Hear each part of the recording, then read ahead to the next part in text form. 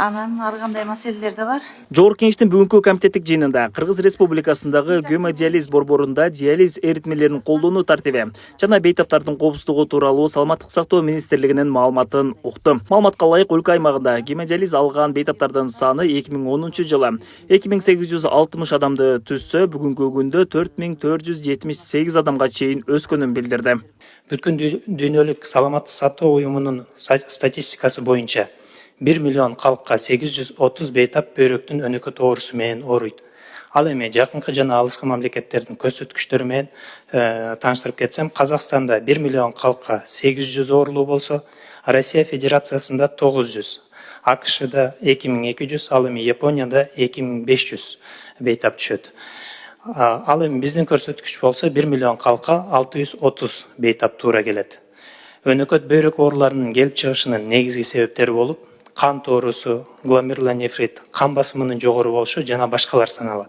2018-2025 жылдар аралыгында органдарды трансплантациялоо боюнча эне жана баланы коргоо улуттук борборунда бөйрөк алмаштыруу боюнча 82 операция жасалганын, мындай операциялар өлкөнүн башка медициналык мекемелеринде да жүргүзүлүп жатканы белгиленди. Дамирбек мырза, мен дагы деле ушул суроону көтөргүм келет. Мамлекеттин деңгээлинде сиздер ушул сунуш катары фонд уюштурсаңыздар жакшы болмок да. Мамлекеттин деңгээлинде фонд уюштуруп, бардык жарандарга жеткиликтүү кылып, фонд уюштурсаңыздар, баягы бөйрөктөрүн алмаштыруу бейтаптарынын өтө жеңил болот. Ушул нерсе, ушул көйгөй болгондугу үчүн 2024 жылдан баштап бөйрөк алмаштыруу Кыргызстан мамлекетинде жасалган бөйрөк алмаштыруулар мамлекет тарабынан каржыланып, бейтаптардын чөнтөгүнөн акча кетпейт. Буга чейин бейтаптар чет өлкөдө 600дөн көп бейтап чет өлкөдөн бөйрөгүн алмаштырып келген. Эл өкүлү Жайлабай Нышанов гемодиализ менен дарыланып жаткан бейтаптар ооруканада дарыланып жатып, башка ооруларды жуктуруп алган учурлар бар экенин билдирди.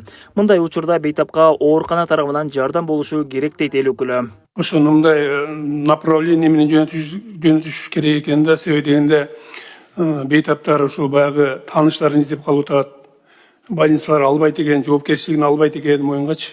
Аны мисалы үчүн бейтап башка бир оору менен ооруп кала турган болсо, анын дагы жоопкерчилигин бирөө алыш керек да моюнга. Кандай дейсиз? Туура айтасыз. Гемодиализдеги бейтаптар кошумча башка оорулар менен ооруганда, булар категориясы оор категорияга киргендиги үчүн ар бир больница эле буларды лечение кылганга жоопкерчиликтүү дарыгер же болбосо кесипти билген специалист болбой калышы мүмкүн. Ошондуктан кээде мындай кабыл алууларда проблема болушу мүмкүн, бирок биз буну алдуу үчүн өзүбүз мониторинг кылып, сөзсүз түрдө бул сиз көтөргөн маселени биз талкуулайбыз, чечкен аракет кылабыз. Мындан сырткары гемодиализ аппаратына куюлуучу суюктуктун сактоо мөөнөтү жана колдонуу ыкмалары жөнүндө да бир топ суроолор берилди. Гемодиализ аппаратына куюлган суюктуктар бир гана жолу иштетүүгө тийиш экени да айтылды. Бүгүнкү күндө ошол жанагы Корфлюкс ОСО тарабынан бизде 10 литр объемдогу суюктук чыгарылып атат. Ал бир эле жолу эмес, башка оорулууларга дагы колдонулуп калып атат. Анткени бир оорулууга 5-6 литр гана кетип калып атат деген суроолор болду да. Алардын корккон маселеси кайчылаш булгану же болбосо перекрестное загрязнение болуп калбайбы дегендей ошондой кооптонуу болуп атат. Ошого кандай деп ойлойсуз? Колдонулгандан кийин кайра колдонулууга болбойт деген туура. Бул түшүнүктүү. Мен бир аз ачыктап өтөйүн. Мисалы, канистра ачылды. Канистра ачылып туруп гемодиализге кошулду. Гемодиализ аппаратынын ичине кирип чыккан суюктук кайра колдонула албайт. Бирок канистрдын ичиндеги суюктук алын элек суюктук. Ал колдонулган суюктук болуп эсептелбейт. Жыйынга катышкан гемодиализ бейтаптарынын коомдук бирикмесинин төрайымы гемодиализ аппаратына кошулуучу кургак жана суюк эритмелерди бир бейтаптын ашып калса экинчи бейтапка куюп жатканын билдирди. Бүгүн биз гемодиализди колдонуучу кургак жана суюк эритмелерди раствор для гемодиализа бир бейтаптан артып калган эритмени экинчи бейтапка диализге колдонуу боюнча эрежелерин бузуу маселесин көтөрмөкчүбүз. Бул көрүнүш бейтаптардын ден соолугуна жана мамлекетке экономикалык зыян алды. алып келет.